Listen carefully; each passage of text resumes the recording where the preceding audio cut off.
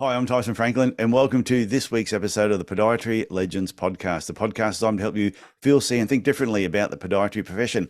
With me today is repeat offender, Dr. Rob Hermann.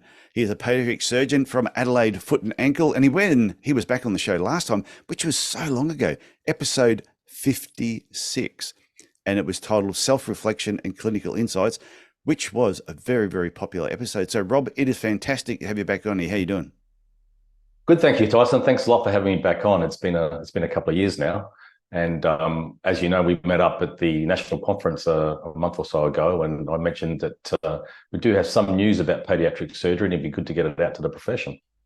Yeah, well, you sort of ran it past me a little bit, and I sort of caught part of what you said, but there was so much going on at the time, and so many other people, and I think it was the first day of the conference, so you get excited catching up with everybody, and then you sent me a video to watch. I think we went for about 9 minutes. So I watched that, and all of a sudden I finally got a bit more of an understanding of what is actually happening with podiatric surgery in Australia. And there's a lot of exciting things happening. Well, yeah, that's right. I mean, the biggest one, Tyson, is that we're very close now to getting Medicare funding for podiatric surgery.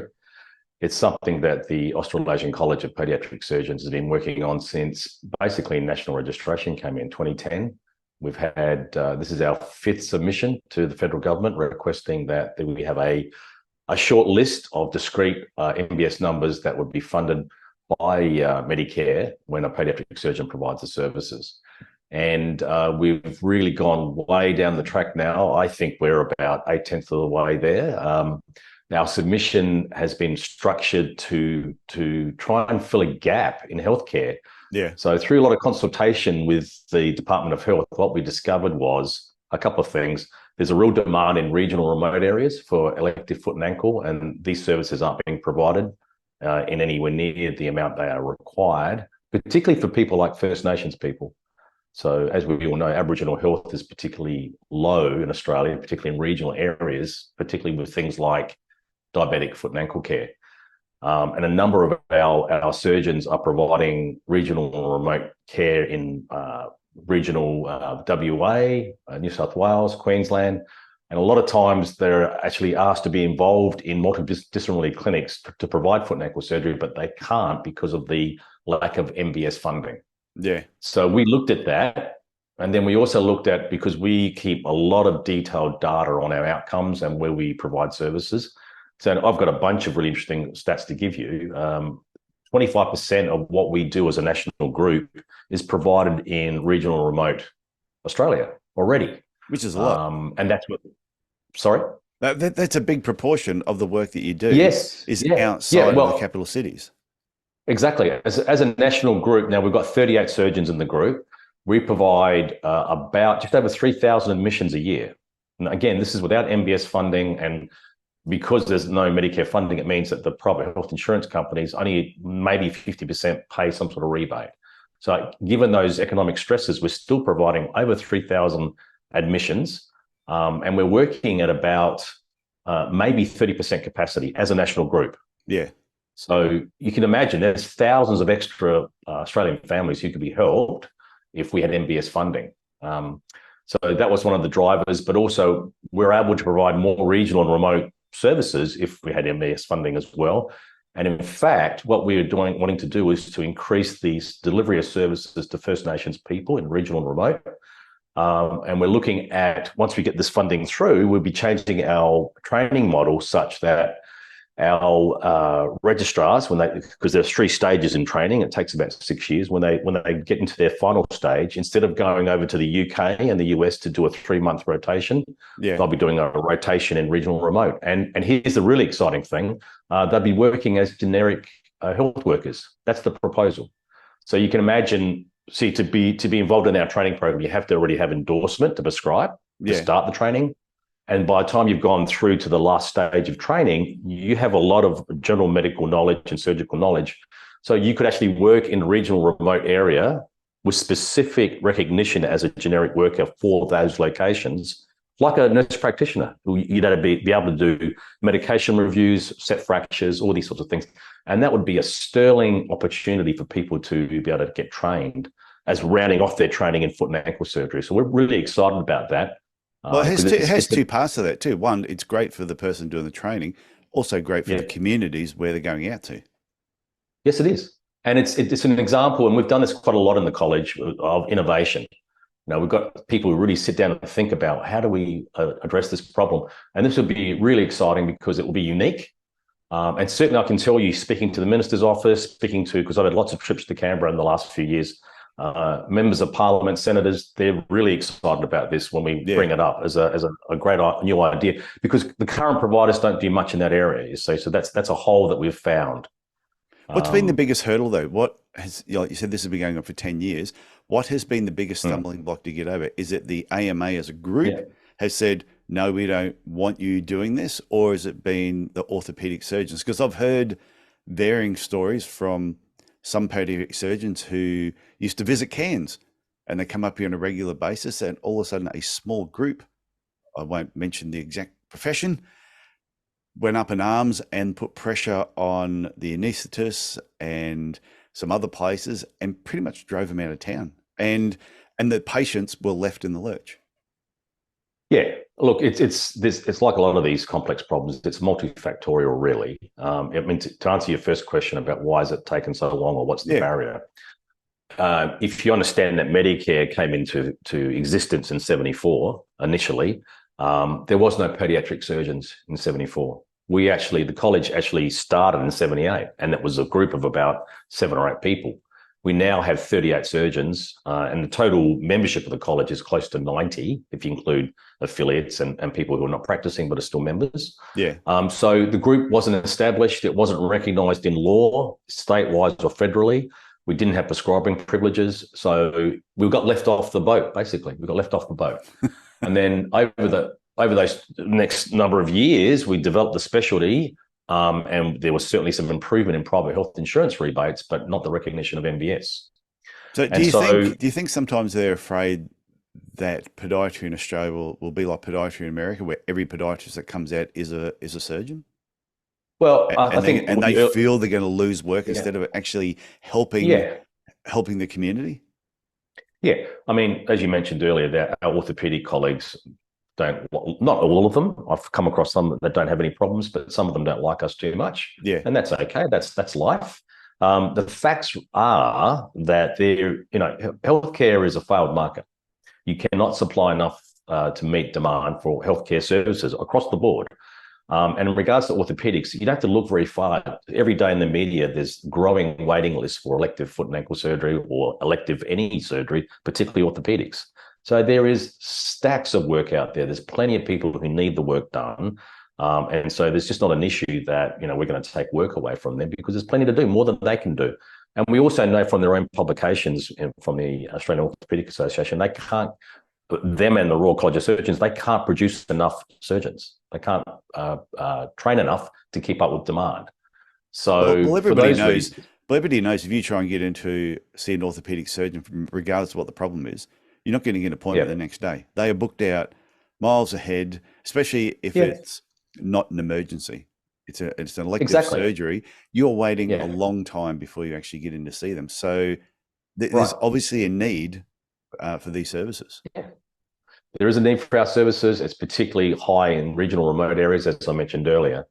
And so what we did was we looked at all that, because we'd gone through a process called the Medical Services Advisory Committee. Now it's an acid test. It's extremely complicated, and we did this 3 times. And each time we're getting closer and closer. And I think it's really interesting, because the 3rd time we came through that, and the outcome was at the end of 2020, the committee said, look, we can't really assess you, because our job is to compare an existing service, orthopedics, for example, to podiatric surgery. And we have excellent data. We have 20,000 admissions in our audit data for over a 10-year period that you can compare to other providers. The problem is that our orthopedic colleagues wouldn't provide their data. And this is documented by MSAC, the Medical Services Advisory Committee. They said, we think your training's fine. We think that what you do is fine, but our role, our brief is compare existing to new. And that's the process that the federal government said we must go through, which we did 3 times. In the end, the Medical Services Advisory Committee, or MSAC, said, don't come back to us, because the orthos won't give us data to do our job. What you should do is seek a policy and administrative decision from the federal government. And we started that process nearly 2 years ago. Yeah. And had a lot of dialogue with the Department of Health and the Minister's Office and a number of senators and members of Parliament. And that's where we are now. So our submission's been with the federal government now for more than 6 months. And as I said, the department has said it's doable. We just need the government to have the will to want to change things. And there's an interest, as I said, in the minister's office. Oh, it's getting close. So, but it's getting close though, isn't it? Yeah, look, I have a joke that I bring up about the length of time is when I started this process, I had hair like you used to as well. But it's been a long haul. For some of us, it's more than 20 years when we started seeking state legislative changes and recognition. So we tick all the boxes now. We have accredited training. And in fact, the college's training program is the first of any training program or university that's actually been re-accredited according to the new standards. We're the first ones to go through. And my understanding is that everyone's very happy with what we've got. So we've got a great training program. So we've got accreditation for training. You've got endorsement across the country now, although there's no pharmaceutical benefit rebate for any podiatrist or podiatric surgeon prescribing. We do have a broad list of drugs, which I actually think should be an open formulary like it is for dentistry, which is something for the younger guys to try and work on. We have enough people. We have excellent level data to show that we're safe. And the stats there are really interesting. If I do surgery on you, on your foot and ankle, you have a 97.5% chance of getting no complication whatsoever in the first 30 days. And when I say no complication, I'm talking about your scale's a bit thicker, right through to something serious like a bone infection. Yeah. If a pediatric surgeon does surgery on you, you have a 0.3% chance of being readmitted with a bone infection or a deep vein thrombosis. That's excellent. I'll tell you There's nothing. Yeah, it's very good. We have very good results. And so we can't be criticized for being untrained, for not being accredited, for having poor outcomes. I mean, as in any surgical specialty, of course, there are complications. They're extremely low.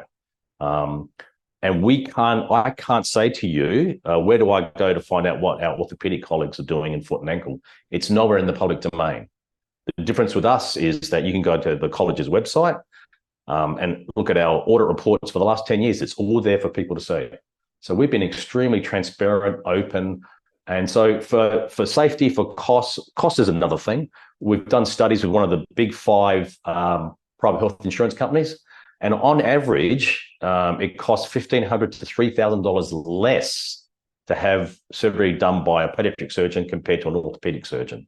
Yeah. And it's interesting because one of the reasons is we work in smaller facilities that cost less, and we tend to lose yet less expensive internal fixation devices, screws, plates, that sort of thing. So there you go. We're safe, we're accredited, we have good level data, good quality outcomes, we've got patient satisfaction that's high. There is no reason to not fund this under Medicare. No, and I think that video that you put me onto that I watched prior to jumping on here, I shared it on my personal page and also shared it in the Podiatry Business Owners Club.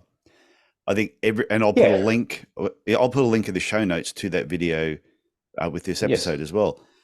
I think every podiatrist in Australia who's listening to this podcast needs to pull the finger out of their bum, go to the Podiatry Legends website, look at this episode, look at the show notes, and actually share. Go to that link and share it in their personal pages. They need their friends and family to know the struggles that podiatric surgery actually has in Australia. And if everybody starts talking about it a little bit more, and even the public starts asking questions like, why do I have to spend this much to go and see an orthopedic surgeon, but a podiatric surgeon can do it cheaper with better outcomes? Why is it not covered? Well, I like to say less expensive rather than cheaper. Okay. But less expensive. Yeah, and just for your listeners and viewers, the actual name of the video is Why Pediatric Surgery Should Be Funded by Medicare. You can look it up because our college has a YouTube channel too with the videos that are sitting there. And it really does explain what I've just went through, that we've ticked all the boxes now. It's not fair for the Australian public. The Australian public should be able to choose which provider they want to provide their foot and ankle surgery, and then the costing side of it should be the same no matter who that is, within reason.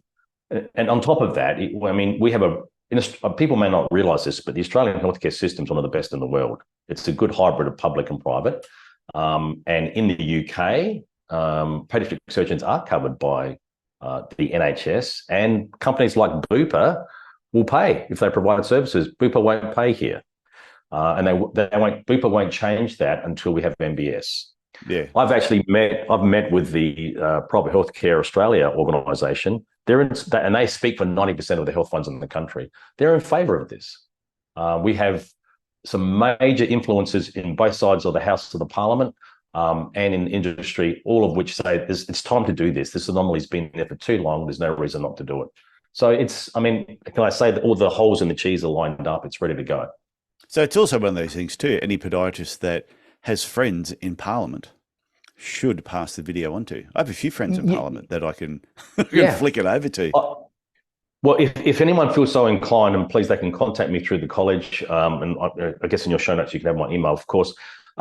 If they feel so inclined, we'd love for any members of the profession to go and see their local federal member and say, I want this put through. Can you please ask the health minister to do this? Because that's exactly what we need. And I am asking APOD to look at this, their board to look at this and support it as well and spread the video. But the more people who go now, because now's the crucial time. It's all set up. It's ready to go. We're putting as much political pressure as we can. The college has a lobbying company by the name of Cornerstone. We've got GT Communications working. We've really put a lot of effort into this. And there's another aspect to this, which I don't know that people are aware of, because it's easy for people to think, well, this is all for you guys. You've got crowns on your heads and you think you're so much better and all that stuff. Sure, that might be the case, that we have, some people have ego and so forth. But the reality is, and I'm quite sure about this, is that MBS funding for podiatric surgery is going to improve the career structure of the profession. Oh, hell yeah. I have no doubt that there'll be more people wanting to get trained. There'll be more services. And this will be beyond my time. What I want to see is a podiatric surgical unit in every major capital city, at least one in the public hospital, just like it is in Max Fax. That should be occurring. And that should be something that happens over the next 10 to 20 years. So what flows from that, I believe, I think there'll be more funding for general podiatry and certainly high-risk type work, that sort of thing. And it's really interesting, because the Enhanced Primary Care Program last year spent $200 million on general podiatry, on consults. Yeah. The cost of including 38 surgeons on Medicare is $3 million. It's like 1% of what they're spending already. So it's not there will be cynical podiatrists that listen to this and go, oh, you guys just want to make more money. But they're the same people that will say, you prescribe orthotics because you're trying to rip people off. There's always going to be those cynical podiatrists that will find fault in everything that somebody does. And some of them may even be like in the association and hold certain positions. But I think as a group, if the ones who believe in what you're doing can get behind it. So what's your email address if anyone wants to reach out to you or get more information? Okay. What's the best email address? Yeah. It's Hermann, Hermann, at footandankle.com.au. Cool. Look, there's a lot of analogies with our profession and the dental profession. If you think about that for a minute, and there are, I think, somewhere between 8 to 10 specialties in dentistry, but Max Fax or maxillofacial surgery is a dental specialty. It's also a medical specialty. There's also oral surgery. So the oral surgeons don't usually have medical degrees as well. Max Fax surgeons do since 96. But if you're a dentist, you don't refer to another specialty. You refer to the one within your profession. Yeah. And it's a bit disappointing sometimes. Some general podiatrists will tend to refer to orthopedic surgeons, which is their right. I get that. But you'd have to say that if we had equity of funding, that would change. And the more that it does change, the more the profession grows and the better the career structure. That's what I see happening in the future. But I used to say that patients would have the clinic here in Cairns. And there were a few patients I sent down to you down in Adelaide, I think. And I said to them, you have a choice. You can see the local orthopedic surgeons here, that there's going to be a long waiting list and all that. I said, or you can talk to my friend Rob down in Adelaide. Now, it may cost you more to see Robert, but it may not. I don't know exactly what it's going to be, but talk to both of them and see what you think. And I had a few people say, well, but wouldn't a podiatric surgeon know more about my feet? And I went, oh, yeah. And they understand what I need to use my foot for afterwards. I went, well, yes. And they went, oh, I'll go down there. So when you give the patients a choice, some of them don't mind spending the money either. But if Medicare covered it, geez, it'd be so much easier. Yeah, I mean, all we're looking for, I mean, obviously some surgeons can charge more fees than others and so forth, but if there's other things that we're not incorporated into the healthcare system because we don't have MBS, and let me explain why. If I provide surgery to you, there's no Medicare rebate for the anesthetic either. If I take a specimen out, send a pathology, no Medicare rebate. If I order an MRI, no Medicare rebate. You get a complication, you get a pulmonary embolism, I need to call in a respiratory physician or a general physician, no Medicare rebate. That's not appropriate. The federal government, under legislation, under APRA, under national law, recognises us to provide foot and ankle reconstructive surgery. And to not have that easy access like any other surgical provider to the ability to refer for other services that are important to provide safe care, that's not appropriate. It's not fair, and it should be addressed as soon as possible, because we're the only accredited registered specialist surgeons under national law that don't have MBS access and therefore easy flow to ongoing associated services. It's just common sense. It needs to change. It is. Hey, you said before there's 38 podiatric surgeons in Australia. Yes. Now, a couple of weeks ago on the podcast, I was interviewing a podiatric surgeon from the UK, Andrea Gledhill, and I said to her, I can't think of any female podiatric surgeons, surgeons in Australia. and then you ring me up and go, well, Tyson, and as soon as you rang me, all of a sudden these names started popping into my head. So I have to take my foot out of my mouth, which I do on a regular basis. And how many female podiatric surgeons do we have in Australia? Okay, so for the 38 registered podiatric surgeons who are practicing, 30 are male, 8 are female. See, I was close. Oh boy! Didn't I stuff that up? I don't know if you remember Matthew Chikiro, who's actually working in Swindon in the UK. He's a consultant podiatric surgeon, and he's from Brisbane. Yeah, and I'm sure he's going to come back at some stage. But he was quite funny because he was talking to one of our other podiatric surgeon, Leah Cook, who's in Ballina, and he said, oh, we've got a good organisation in the college because we let girls in. meaning, and if you were to talk to any of our female members, we take a lot of effort to encourage and support and all that sort of stuff. And we've got a very flexible training program that allows people, if they're going to have family, to have time off and all that. But we would love to have more female members in there, and we're encouraging that as much as possible. And on the other side of MBS funding, I actually think that's what will happen. Yeah. But it's very important to have as much gender balance as you can. It's not easy to do. It's not there's a lack of desire for that to happen, or I certainly hope that people would see that there's no barriers put in place. We want as many females involved as males. So with orthopedic surgeons, how many female orthopedic surgeons are there? Look, I wouldn't be surprised if the ratio is much the same. Yeah. I think it's increasing, but I don't have the figures handy in front of me. It is more heavily male, I'm sure. Come on, Rob, where's your research?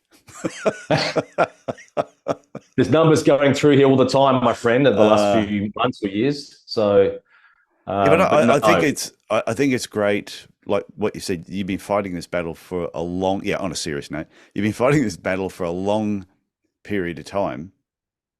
So it feels good that you're getting to the pointy end, and I do think the whole profession is going to benefit once this goes through. And I think there's probably been people who've considered becoming a podiatric surgeon, but they've looked at the fight and the battles that you've had, and I know some people that have given it away because of the fights and the battle. You sort of go, oh, do I really want to go down that path, or do I just stay being a podiatrist in the area that I like doing and don't go down that path? Well, can I say, because I get asked why would you keep doing this? Even some of my close family said, well, just forget that. Just do general podiatry. And the truth is there's good income to be made that way. The reason why I put as much effort into this is because it's right. It's as simple as that. It's ethically right.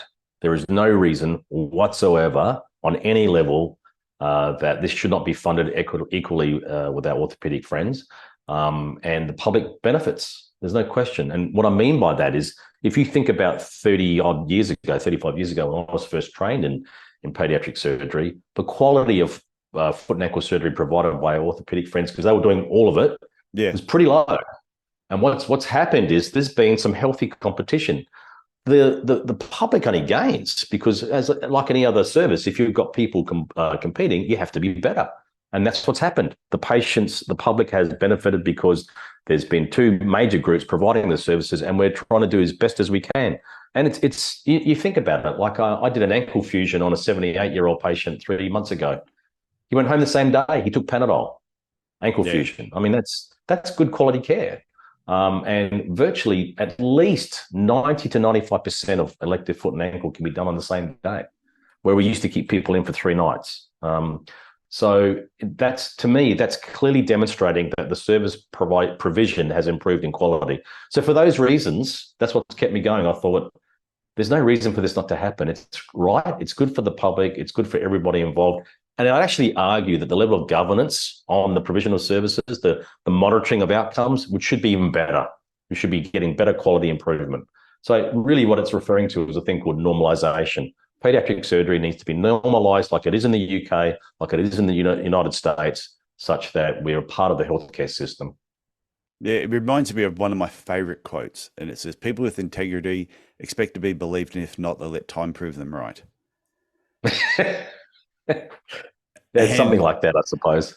Yeah, and I think it's along those lines. That like you said, you're fighting this battle because you know it's the right thing to do, and it may be, 100%. But yeah, and I'm sure there's pediatric surgeons that have been around longer than you have been fighting this battle as well.